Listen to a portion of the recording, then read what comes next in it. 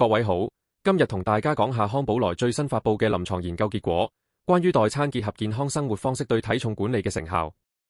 呢個研究係由康寶萊、上海交通大學醫學院附屬仁濟醫院同埋新華醫院一齊合作，由2019年到2024年，用咗5年時間，針對華人超重同肥胖成年人進行嘅臨床研究。研究入面用嘅係康寶萊中國蛋白營養系列產品，作為部分代餐，再配合健康生活習慣。研究結果發現，經過16個星期嘅部分代餐加健康生活方式，參加者平均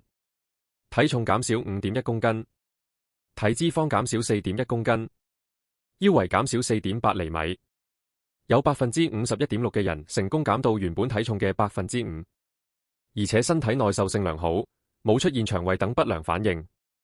研究仲發現，早餐加午餐用代餐同早餐加晚餐用，效果一樣咁好，俾大家更大彈性去安排。呢個係康寶萊全球少數比較唔同代餐時間對華人體重影響嘅研究，亦係佢哋首次用數碼工具做全面體成分分析，更加係康寶萊中國第一個針對華人超重肥胖族群嘅臨床研究。另外，由2008年到2024年，康寶萊喺全球8個國家同地區做咗11項臨床研究，涉及超過1100位參加者，都證明佢哋嘅高蛋白營養產品配合膳食介入同健康生活方式，可以有效減重同減脂。總括來講，呢個研究支持代餐作為體重管理嘅實用工具，特別係對於想有彈性安排餐單嘅香港人來講，係一個好好嘅參考。